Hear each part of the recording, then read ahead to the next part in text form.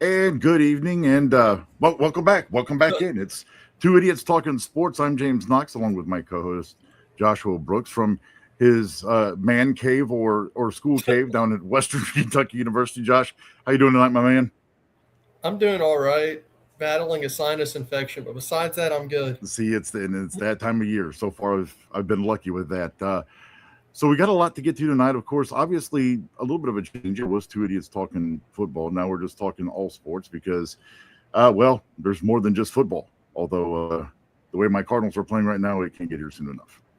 That's sort of like we get what FCS football back tomorrow night, and then FBS football back on Saturday. Welcome back to your betting season is what I call it because it's football season. It's the time I get mad because you can't cover a spread. Uh, Before we get into everything tonight, we do have one big kind of announcement to make, and I thought it was kind of cool. Jeremy Karp, who is in charge of Interstate 70 Sports Media, reached out to me, and of course that's how I got my podcast career started. Really was with them, and he was kind of interested in bringing us in. So we're going to partner up with them, and we'll be cross promoting a lot of stuff that we may have. We may have some of their guests on our shows, and we may do guest hits on their shows. Of course, kind of a competition because you guys can't hang with us, but that's whatever. I'm gonna take shots fired now. We are 2 minutes and 20 seconds into the season, and I'm starting to throw bottle rockets. Well, I guess you don't really throw them, whatever. Anyway, look, it's been a long day. But we're gonna team up with them. So Interstate 70 Sports Media, you'll see a lot of stuff from us cross promoted over there, and I'll be writing for their website again as well. So hopefully that'll lead to bigger and better things. As of course, Josh, this is big for you because this is what you're majoring in, and I've said it for really the whole time that you've been in school and even before that, like the outlets that you guys that this generation has in Now, terms yeah. of in terms of sports media and broadcasting is outstanding. And of course, I know you'll get into that class in the spring, so looking forward to that as well. I did want to talk about, and it's very sad, obviously, the passing of Dolly Parton yesterday. A lot of sports figures have really come out and talked about how she affected them, and it's kind of I think Brandon Well, you Kiley, had one of them make it all about himself. well, it doesn't surprise me, honestly. Brandon Kiley with 101 ESPN made the comment that you don't see very many public figures. I mean, because she wasn't just a singer. I mean, she was a full-on performer, just an outstanding person. Song, dance, sports. She had the Imagination Library, and of course that I know all about that because of Laura. I mean that kind of touches everybody. Yeah.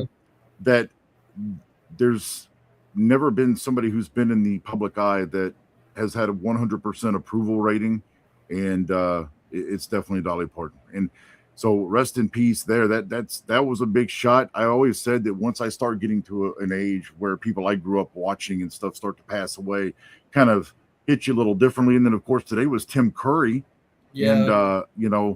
I knew Tim Curry best from the Rocky Horror Picture Show and Dr. Frankenfurter, and then of course I didn't realize it, but he played Pennywise. He was Yep. the He was the clown, and first Pennywise. yeah, I had no clue until I read that earlier today. So He also was originally supposed to be the Joker in the Batman animated series really, not man, before I they could gave it really, to Mark Hamill. but I could really see that just his personality, and I guess even really the way he talked and everything would have worked too. I Yep. could hear him saying, "Why so serious?" I mean, so and then of course last week we had Hayden Panettiere. I mean, 2026 has been just a That one's real, weird though. yeah, it is, and I'm sure we'll get the unfortunate more stuff that'll come out about that. And of course, I hate to speculate, but I don't. I think it's deeper than what it initially is. So, but let's get on with the show.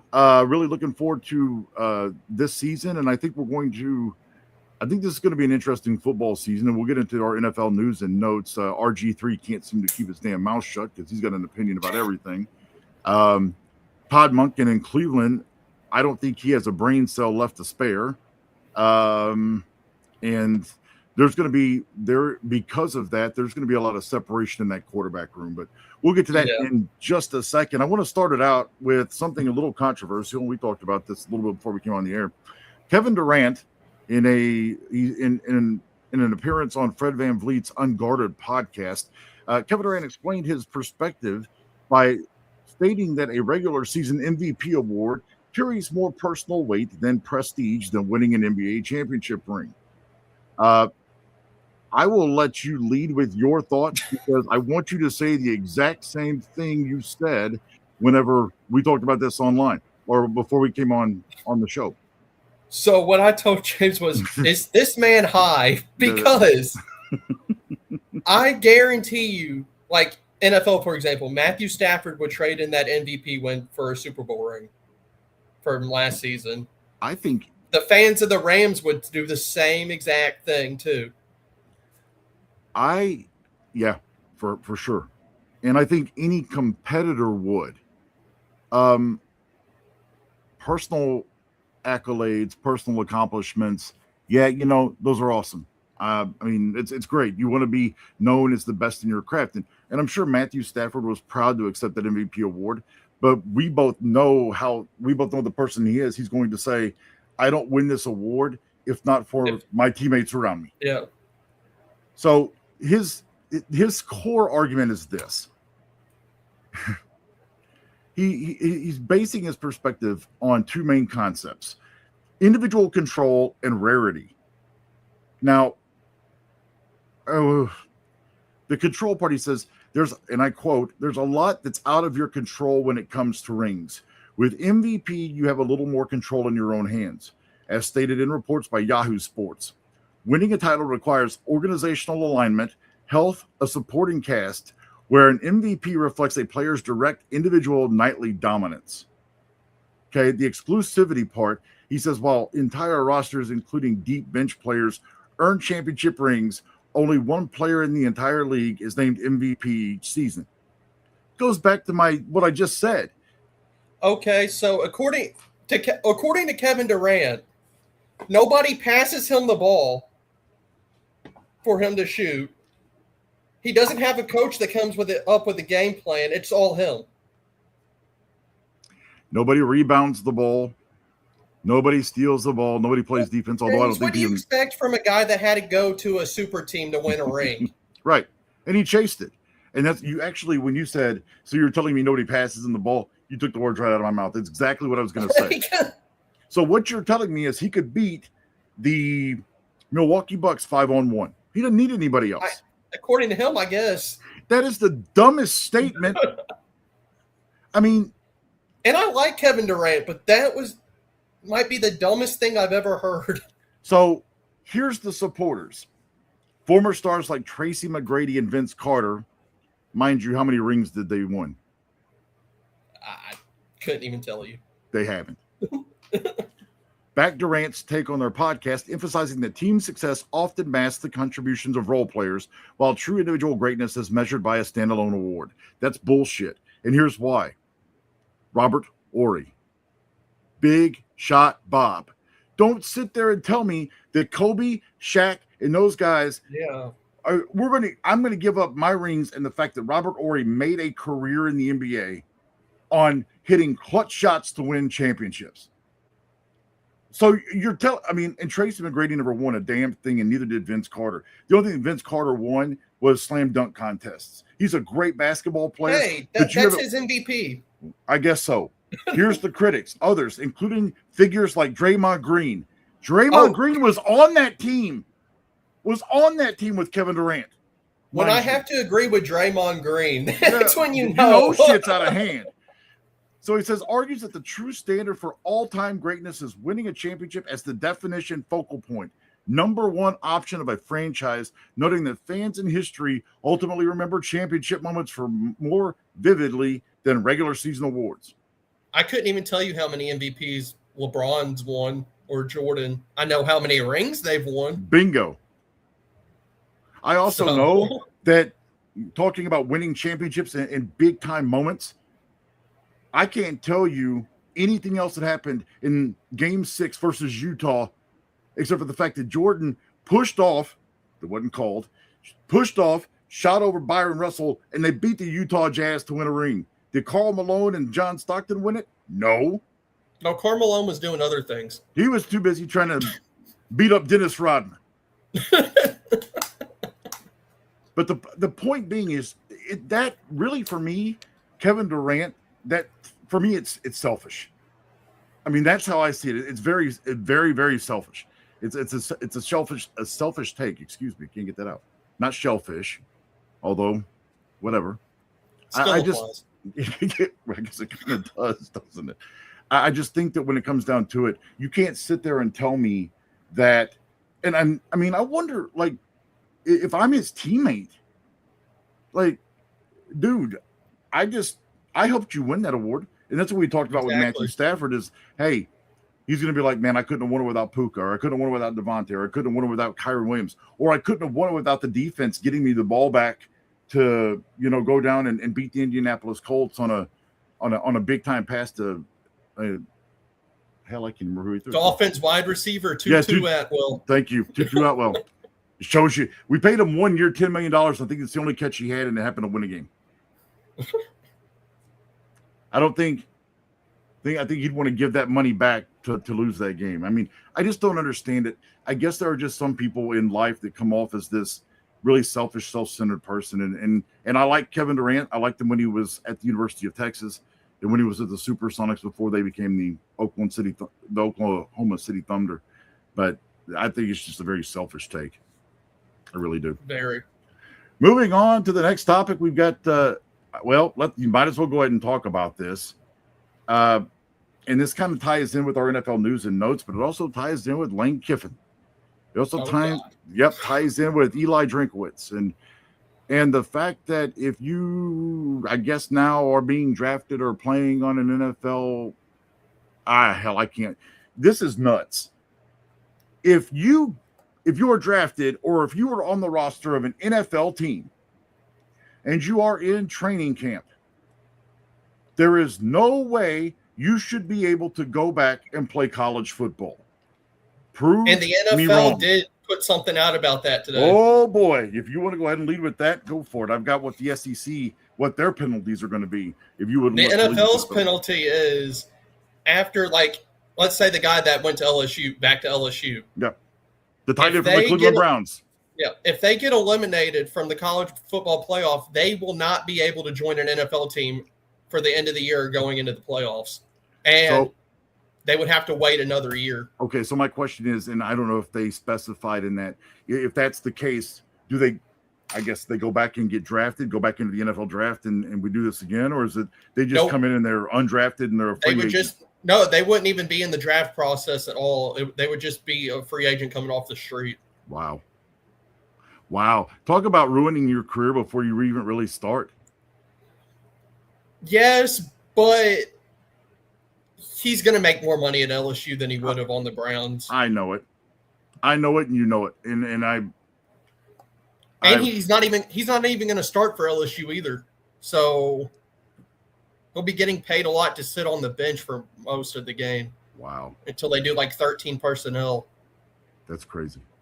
So I know the SEC and they really laid it down, and a lot of this obviously because of Lane Kiffin. It doesn't matter where Lane Kiffin goes, Lane is always going to be in the middle of it. I'm telling you.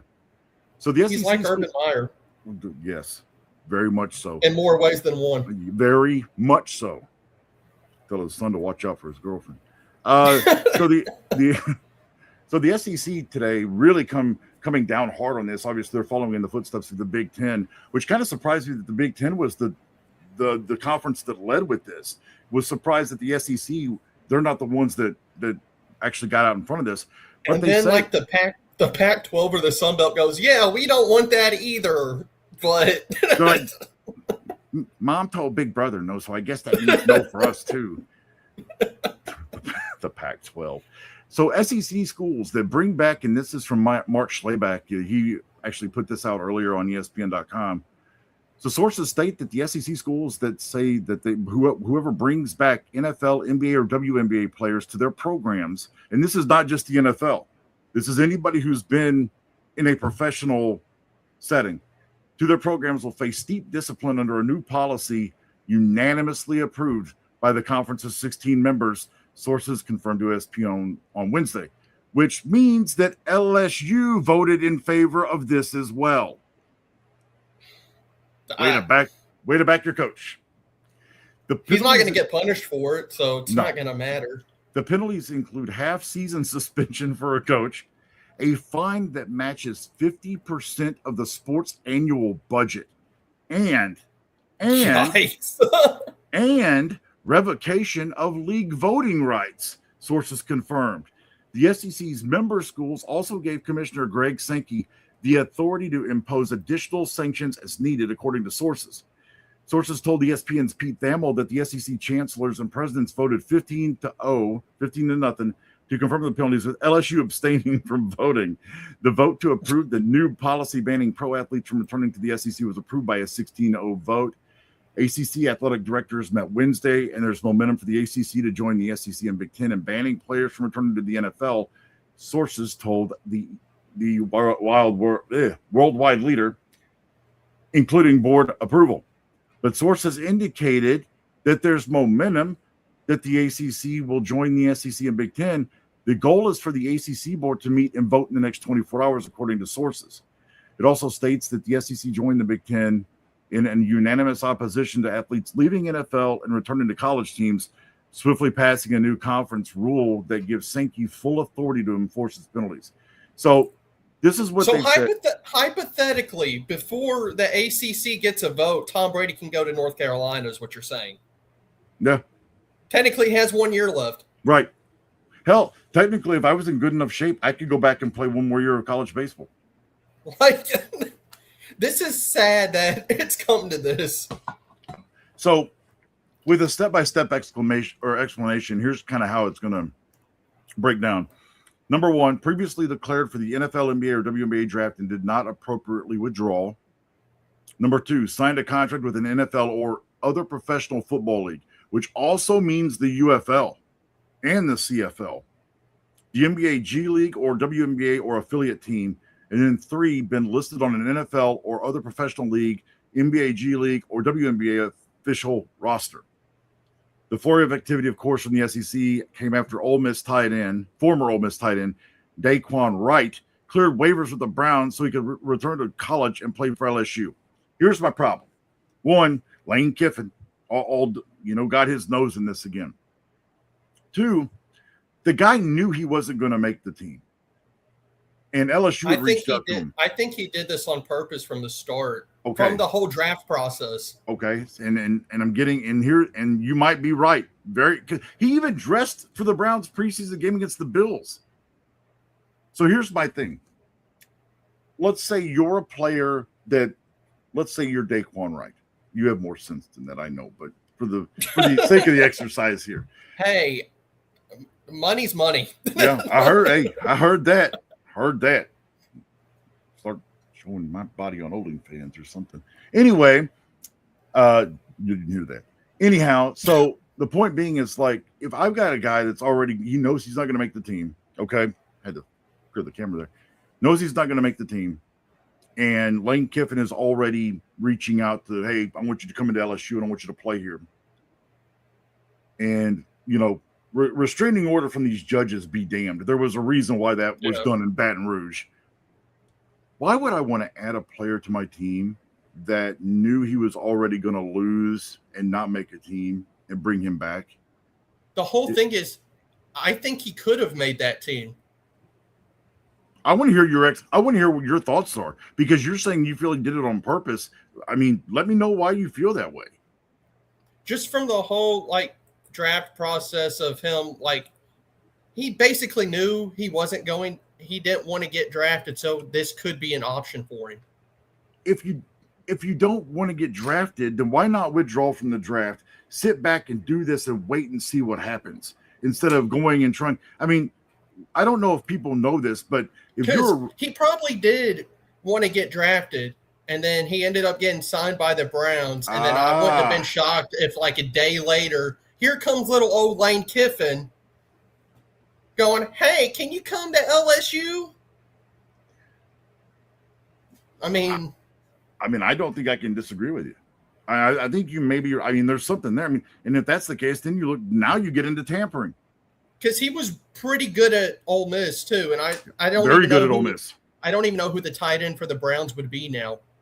Yeah, with David Njoku, as you told me, I didn't realize this, but Yeah. it's a San Diego or So it's like, Los Angeles. What is he? A San hey, Diego it's Charger? What the okay hell is if he? it's okay if the Commanders can sell Redskin stuff still. You can say Yeah, Los the Angeles. San Diego I Chargers. almost called them the St. Louis Rams the other day. Boy, I wish. But so, I mean, yeah, I don't understand it. I don't think it's right. Obviously, and here's the thing that pisses me off. It really does, because I played college sports. I know how it works.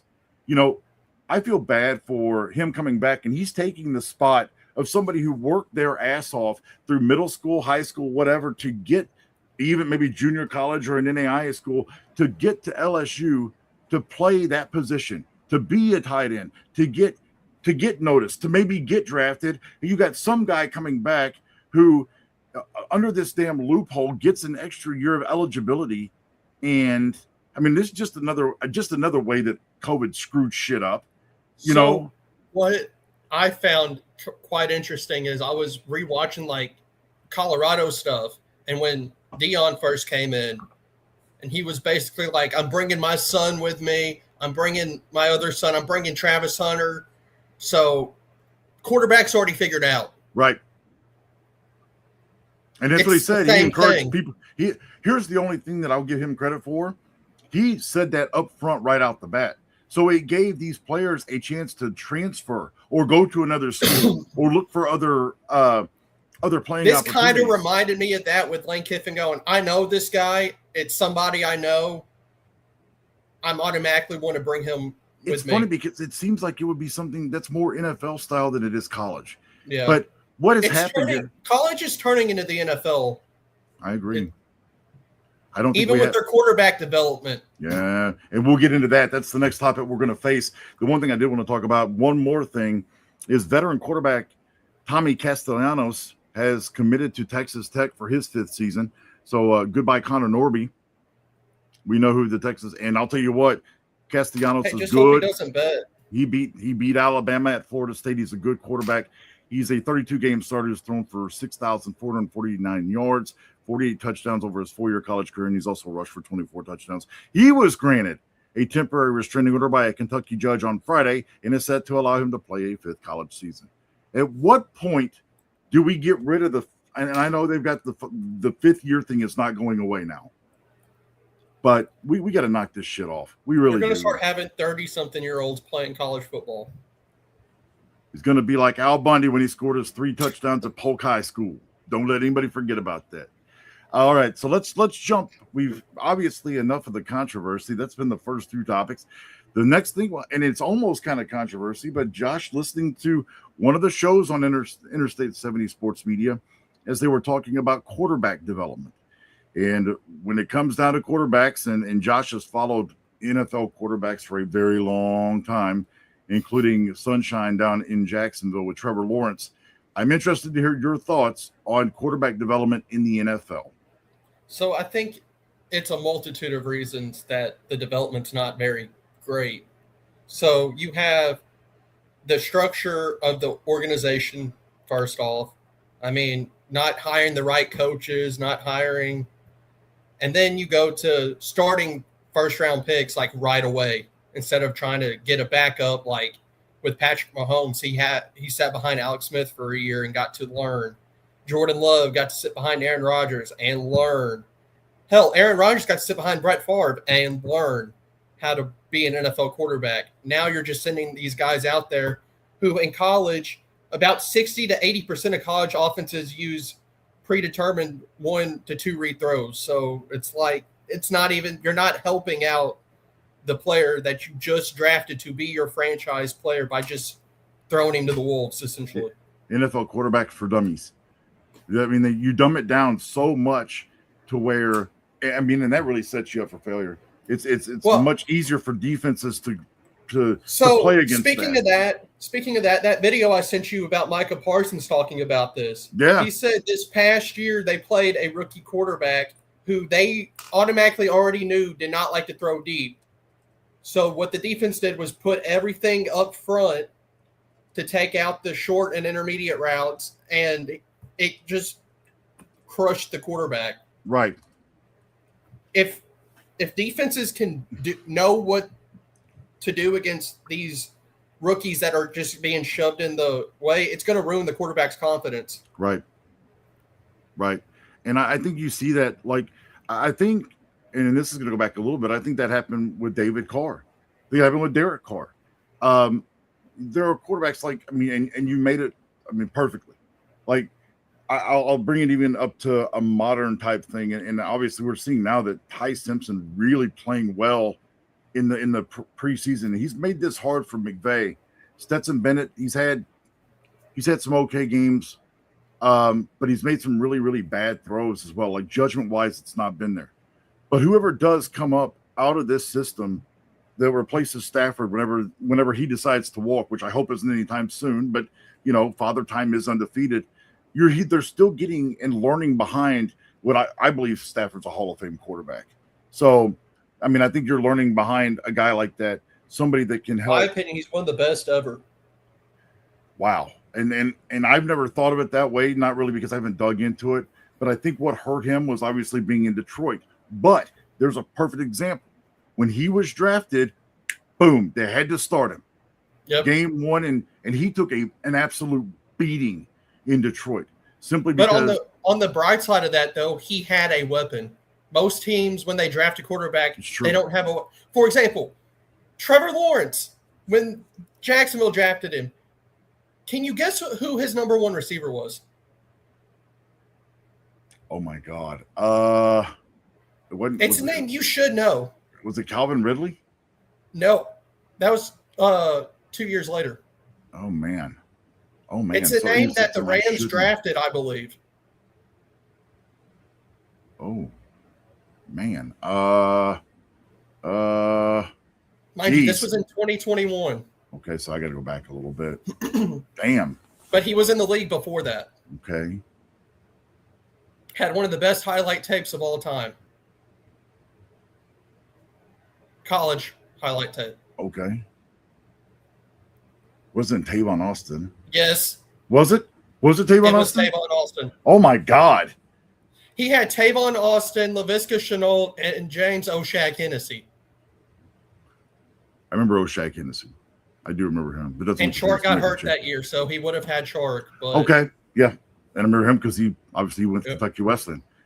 Man. So right there, that is a recipe for disaster. And he's just now getting over all that. And he did not have good coaching either. Nope. And really, when it comes down to it, even in college, Dabo Swinney was not an offensive coach. I mean, Trevor, very good in college, beat Alabama, won the national championship. And I think you got to think who his weapons were in college, though, too. It's true. Yeah. Yeah. When you've got, I'm trying to remember the big kid. Oh, my goodness. T. Higgins, Travis Etienne. Who's the big tight end?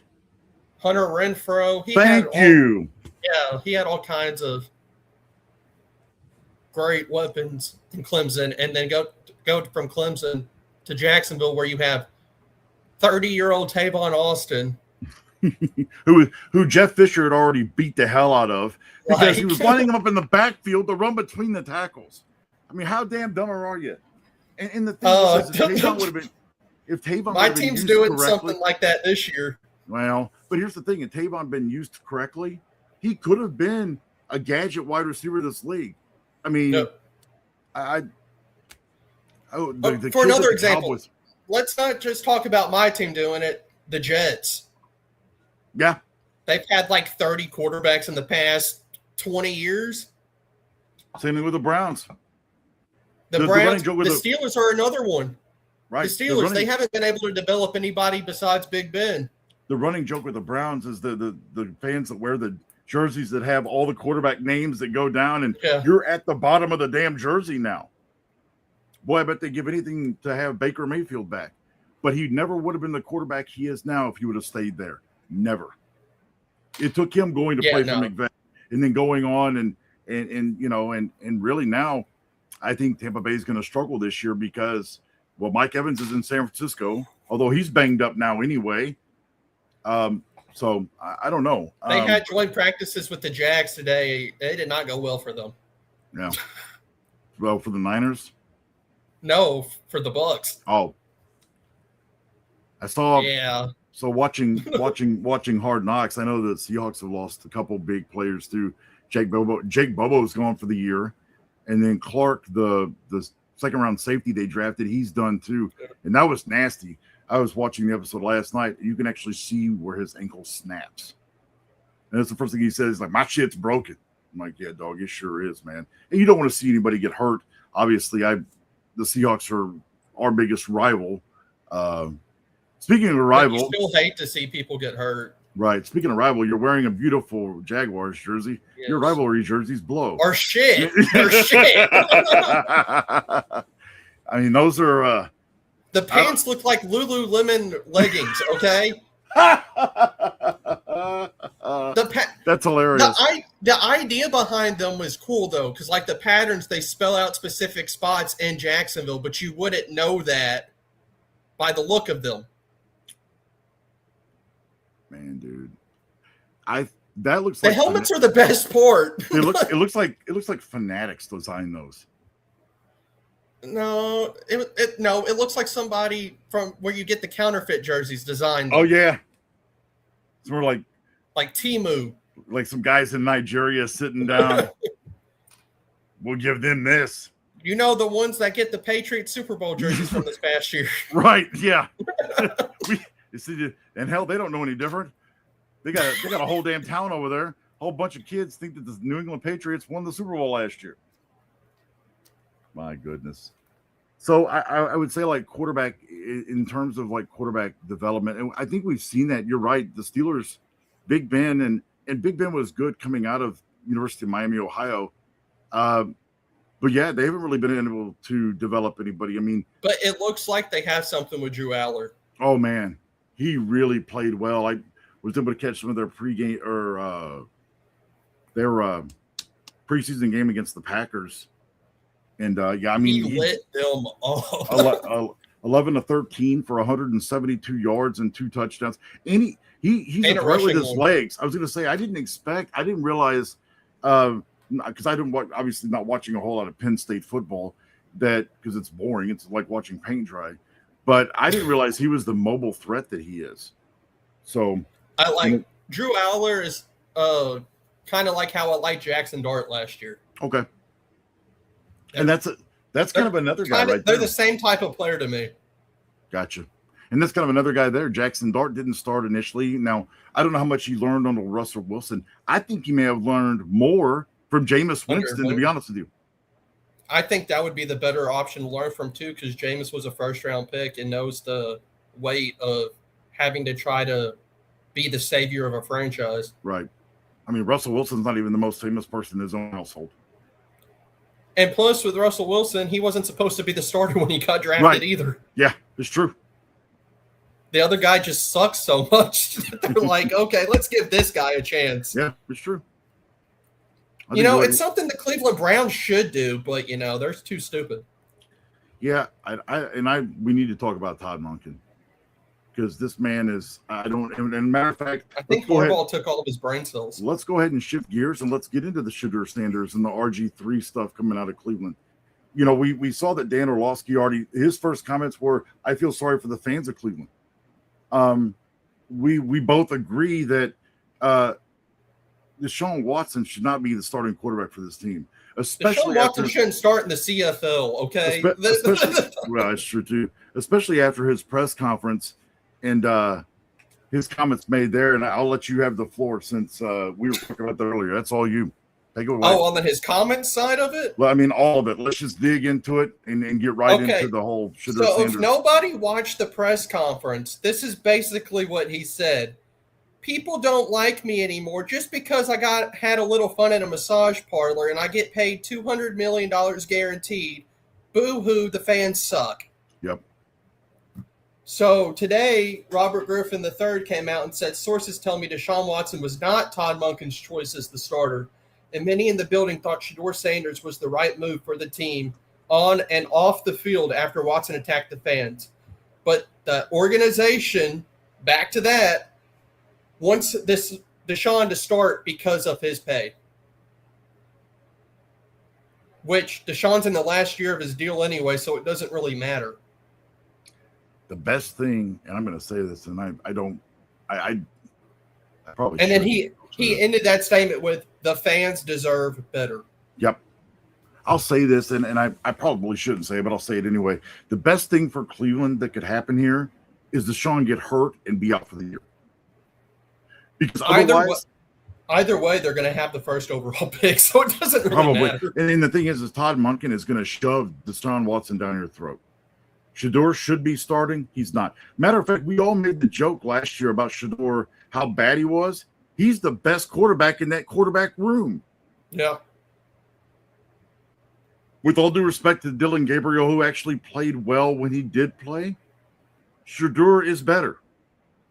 But Shador, and I don't think Todd Monken has a job this time next year. He probably won't. And Shador Sanders, a la Baker Mayfield, I mean, he's not going to get any better being in Cleveland. Matter of fact, you could argue now Baker's more solidified, and he's shown it. But when it comes to like physical skills, their skill set and athleticism is very similar. They both can run. They both, they're both quick. They're both mobile. They both make good decisions with the football. Hell, Shador's had a good preseason, but I'm not going to play him. Yeah, we're not going to start him, but we're also not going to play him in our third preseason game. I think you and I could probably do a better job running the Cleveland Browns organization. They just need to do Moneyball at this point. Yeah. It can't go worse. It's funny. You would think I feel bad for Cleveland fans. I really do. I do too. They are certainly and will continue to be the factory of sadness. And at this point, I don't even think I can call it sadness. It's full on depression. Full on depression. You've got 64,000 people in that stadium that need Prozac. No, it's like Stockholm syndrome. That's. I mean, you're right. You were right. And being a Jags fan, I'm used to that too. Oh, I can identify with that with the Rams when they were in St. Louis. Yeah. Hey, but as bad as Deshaun Watson has been in preseason, he's still better than Tua Tagovailoa. Let's get into it. You've got a list that's 35 miles long of guys who have more completions than Tua Tagovailoa this preseason. So this is the list. This is the list of quarterbacks who have more completions beyond the line of scrimmage than Tua. Kenny Pickett, Joe Fagnano, who I don't even know who that is. Me neither. Never heard of him. Gardner Minshew, Ty Simpson, Josh Johnson, who I didn't even know was still in the league. I didn't either. I guess he's with Kyle Washington. McCord. Okay. Stetson Bennett. Yeah. Trey Lance, Drew Aller, Luke Altmaier, Haynes King, Jameis Winston, Aiden O'Connell, Spencer Rattler, Trey Lance, Adrian Martinez, who I don't know who that is. Went to the University of Nebraska. Tommy DeVito. Hey. B. Ren Morton. Who? I don't know. Jalen Daniels, not Jaden Daniels. The other one that came out of the University of Kansas. Yeah, they're going to have to change the song 9 to 5 to 9 to 4. Zach Wilson, Fernando Mendoza, and I'm not even halfway through this list. Keep going. Davis Mills. Oh my God, I forgot he was still in the league. Kyle Allen. Who's he played for? It's me. Ethan Kalakamanis. I don't know who that is. Zach Galifianakis. Hey, he probably would do better. Garrett Nussmeier, who I didn't even know was playing in the preseason. Mm-hmm. Tanner McKee. Okay. Jack Strand, who I don't know who that is either. Atlanta Falcons. Joe Milton. Okay. Riley Leonard. Okay. Carter Bradley, who's on the Jaguars, who's the son of Gus Bradley. Oh, I didn't know that. He's bad. Okay. Jared Stidham. Oh, my God. Drew Lock. Oh, yeah. Seattle Seahawks. Will Howard. Okay. Cade Klubnik. Oh, my God. Carson Beck. Cooper Rush. Oh, man. Case Keenum. I didn't realize Case was still in the league either. Oh, no, that's not even the worst one. Miller Moss. Who? Sam Hartman, Brandon Allen, Oh, wow. DJU from Clemson, the awful guy my behind God. Trevor Lawrence, Uiagalelei. Carson Wentz, Wow. IR5, Okay. Anthony Richardson. Yep. He's on the IR all the time. Right. Sam Howell, Tyson Bagent, Oh, my God. Sam Ellinger, Justin Fields, Deshaun Watson, Shane Buechele, Yeah. Kyle Trask, Man. Cam Ward, This is Shador nuts. Sanders, My goodness. Max Brosmer, Oh, my who God. was god-awful He for was the golf Vikings. from Minnesota, yeah. Jalen Milroe, Yeah. J. Mill. Brady Cook, Pro Bowler Tyler Huntley, Wow. Curtis Rourke, Mason Rudolph, Nick Mullins, Oh, my God. This is terrible. Joshua Dobbs, JJ McCarthy, Joey Aguilar, who's been the best backup for the Jags, Right. Bailey Zappi, Western Kentucky University's finest. Sean Clifford, Chris Oladukin. Yep. Oladuke. Yeah, Oladukin. Yeah. Hunter Deckers, Jordan Love, Bryce Young, Cam Miller, Connor Basilick, Yeah. Tyrod Taylor, Mac Jones, Mitch Trubisky, and then a bunch of starters. So pretty much what you're telling me is every quarterback in the league that has played in the preseason has been better than Tua. Matthew Stafford has more completions, and he hasn't thrown one in a real game. Yep. So this leads into the rest of the story down there. It's like you've got Michael Penix Jr., who is trying to rebound after an injury, and they were going to lean on Tua. Actually, Tua. Oh, they named the starter. Who is it?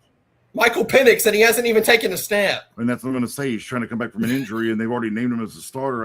Atlanta's a dumpster fire. There's so much talent there, but they can never seem to get it right.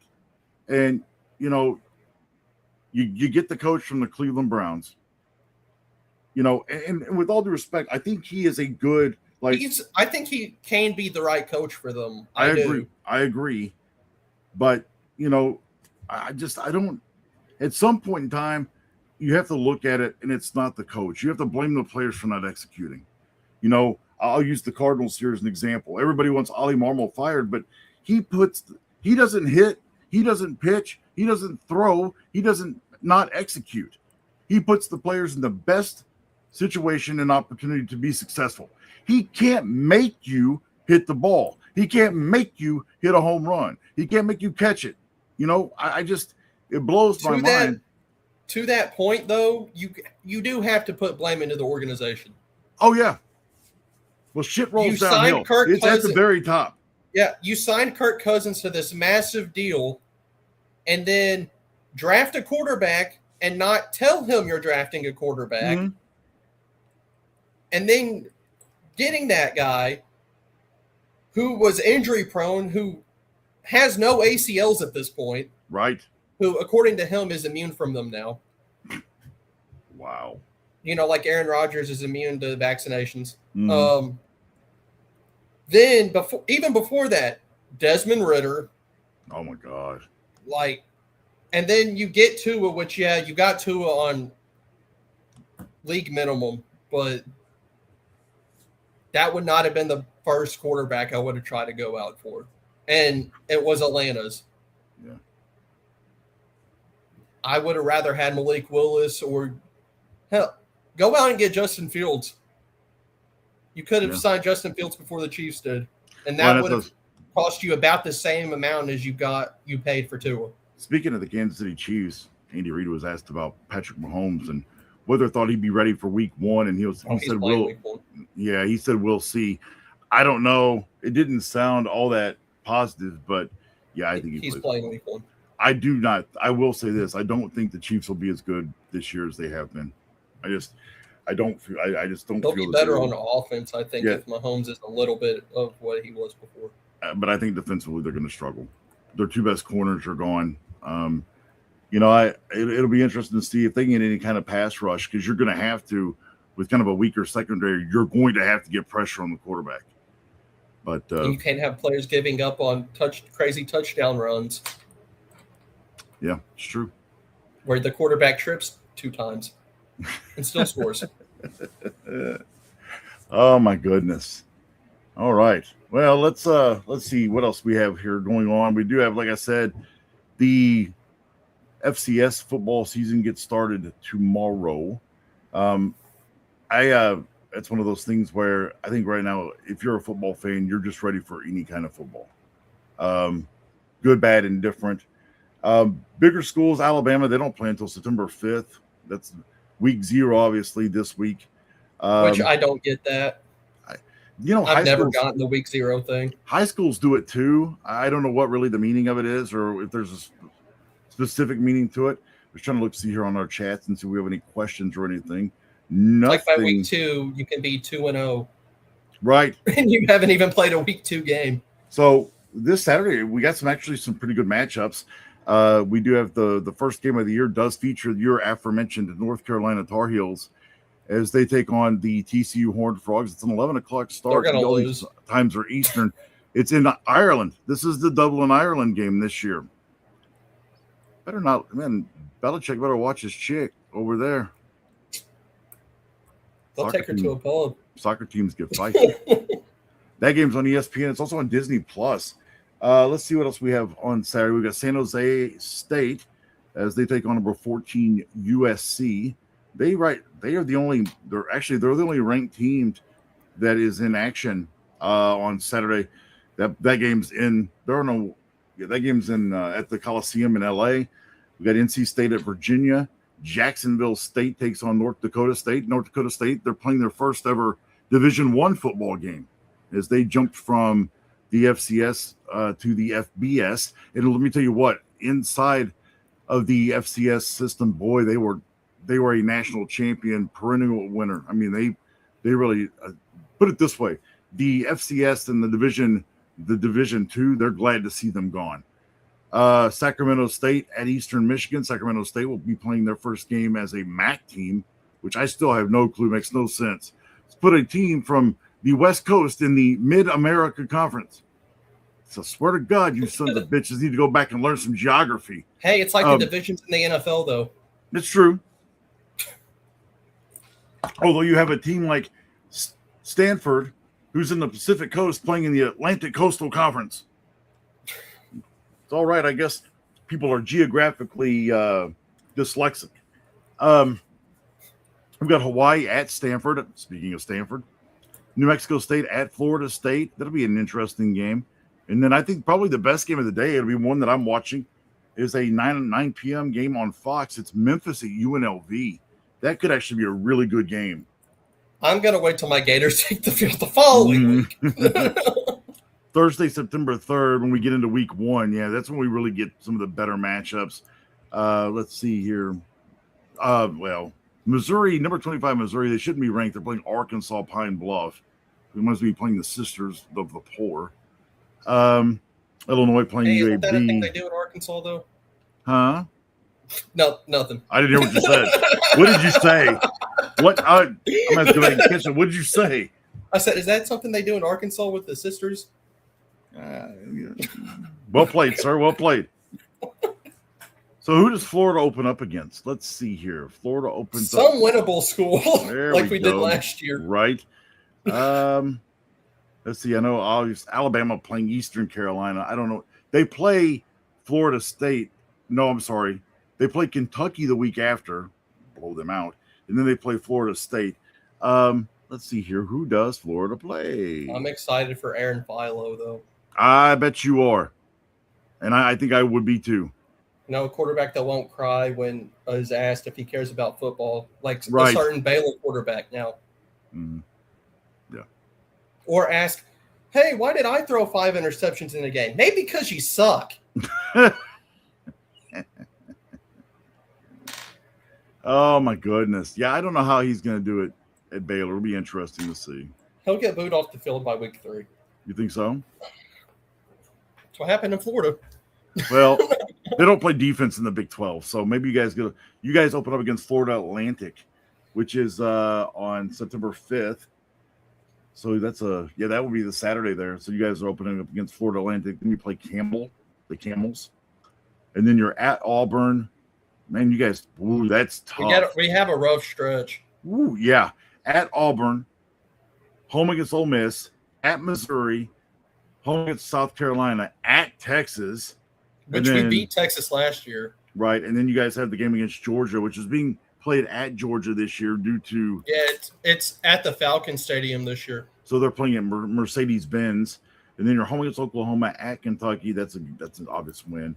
And then Vanderbilt, and then at Florida State the day after Thanksgiving. That'd be interesting. We beat Florida State every year, so I'm not too worried about that. Yeah, Florida State, I think with Tommy Castellanos going to Texas Tech, that changes the entire dynamic of that. Yeah, I see Florida. I think they go 7-5, 8-4. I think you guys will obviously be a bowl team. I think things will be interesting with Alabama with naming Keelan Russell as the starter. He has the brains of Bryce Young, and he's got the arm of when Tua was at Alabama. I was about to say, at least he doesn't have the brains of Tua now. Yeah, well, Tua's brains have been scrambled like the eggs I had the other night.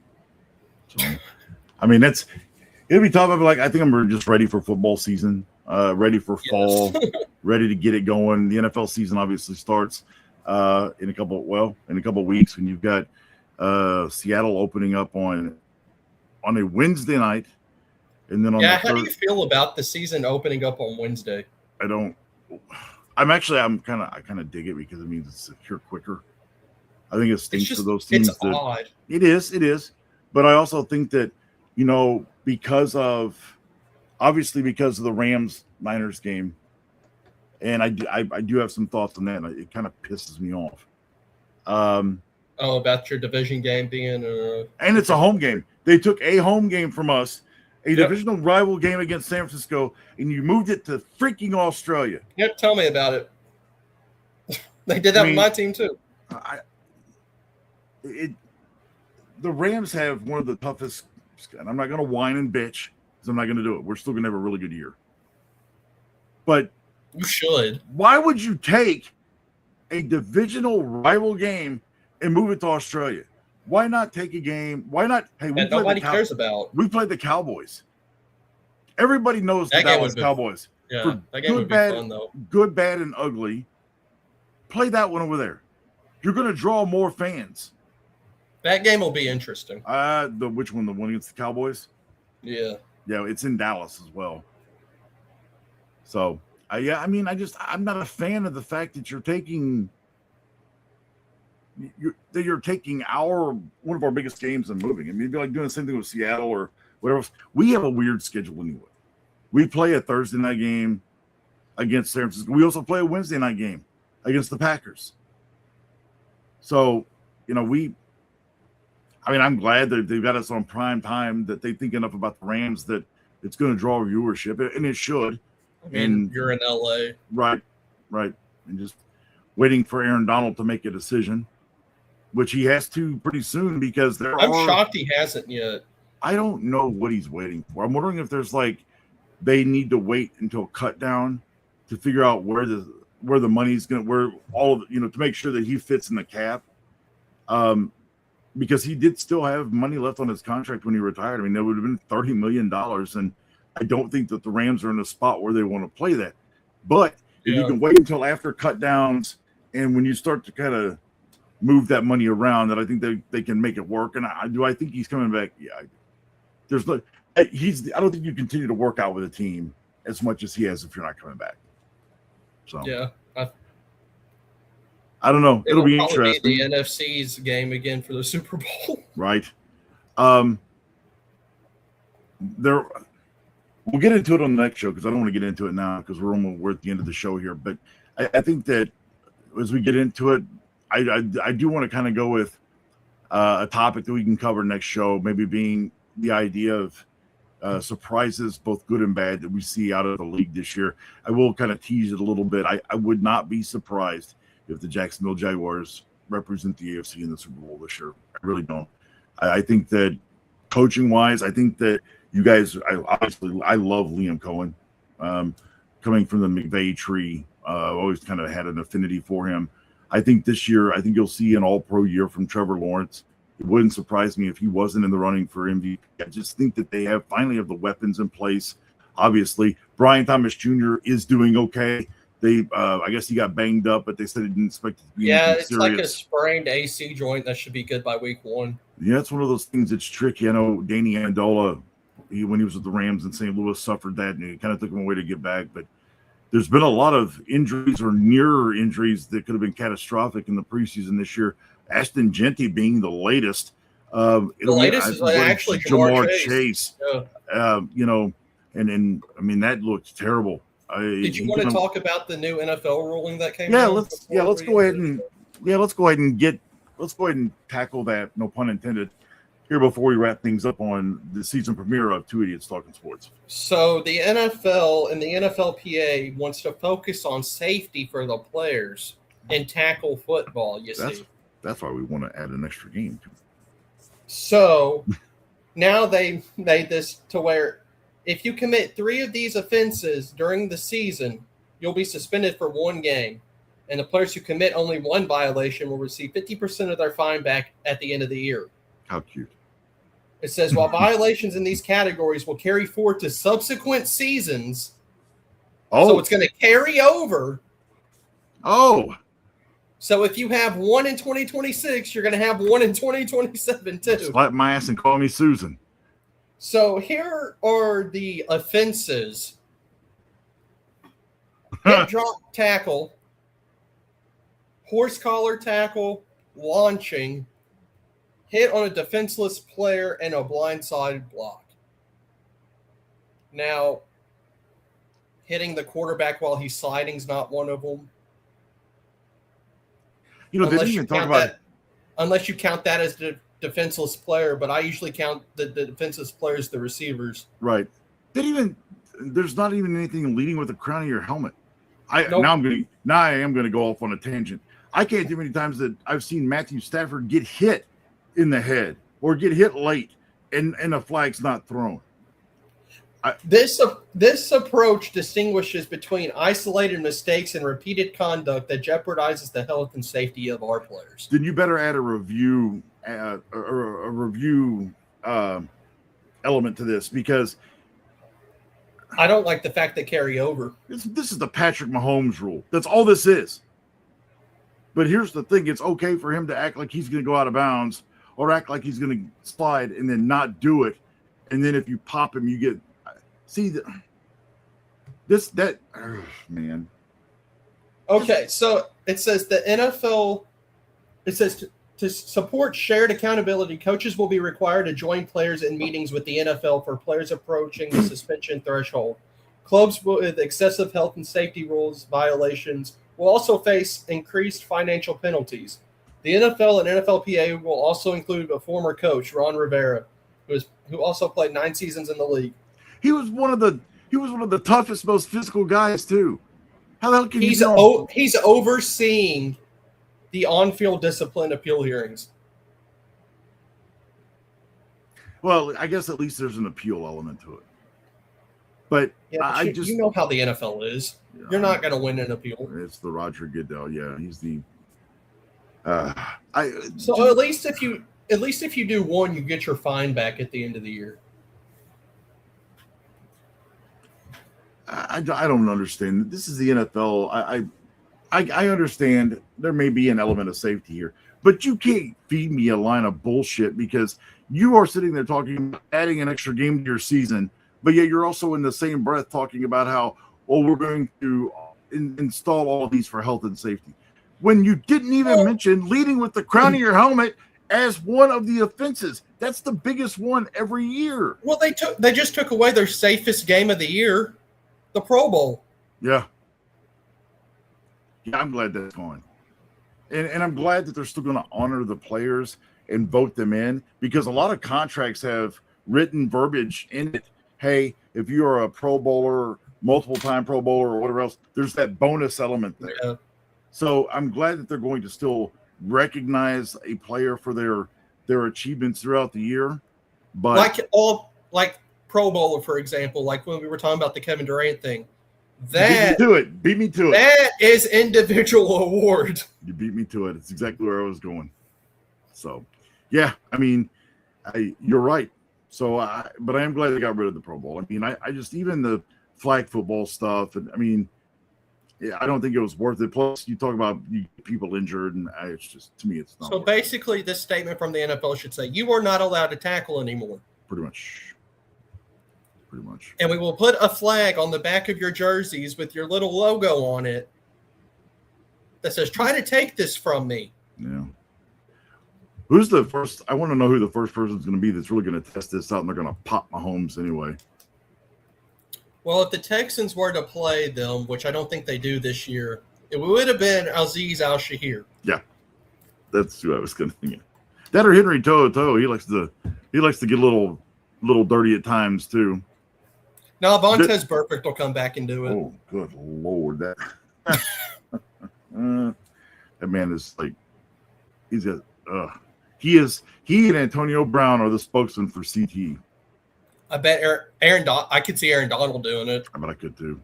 Being like, I'll be gone after next year anyway. Or Trent McDuffie. What are you gonna do?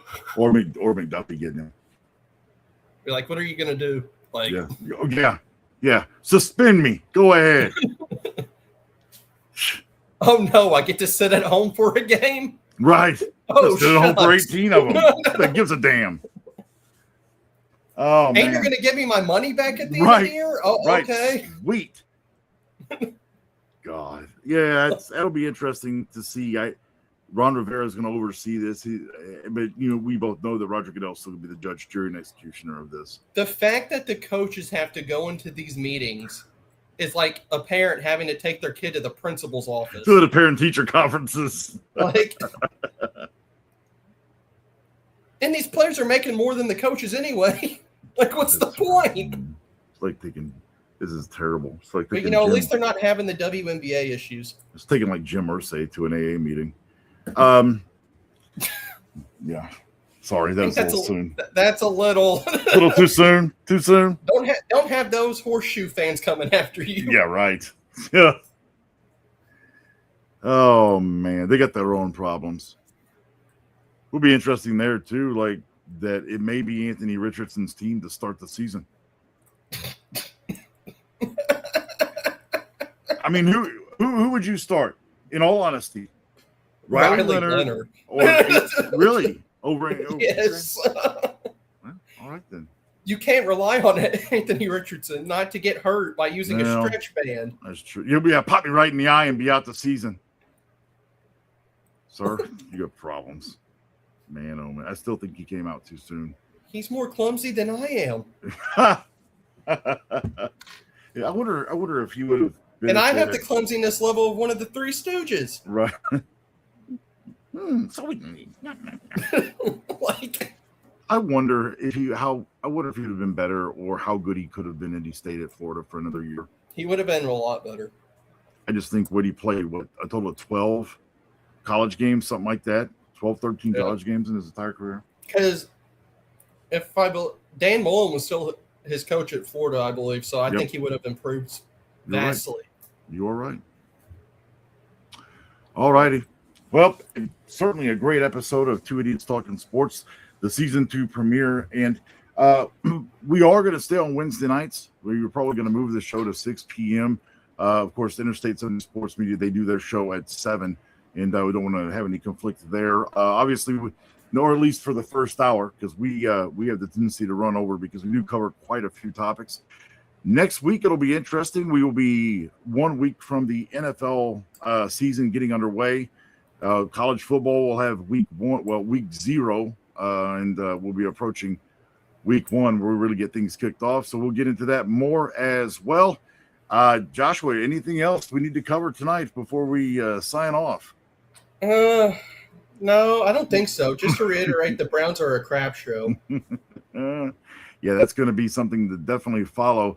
I really do think that Shedeur Sanders should be the starter there, but we'll see how things go there. It is the Now, I just hope in week 1 Travis Hunter picks off Deshaun Watson and then does Shedeur's little watch thing. Yeah, right. In front of Shedeur. That would be great. That would be absolutely great. All righty. Well, for Joshua Brooks, I'm James Knox. Thanks for tuning in to Two Idiots Talking Sports on this season 2 premiere. Make sure you check out our Facebook page. It's still under Two Idiots Talking Football, but that's only because Facebook won't let me make the change for some reason. I'm not really sure yet. Check us out on our YouTube page. That is Two Idiots Talking Sports, and that's where you can find us there. If you want to add any messages, give us any topics or anything you would like for us to talk about, just leave them there, and we will get to it. For Joshua Brooks, I'm James Knox, and everybody have a great evening.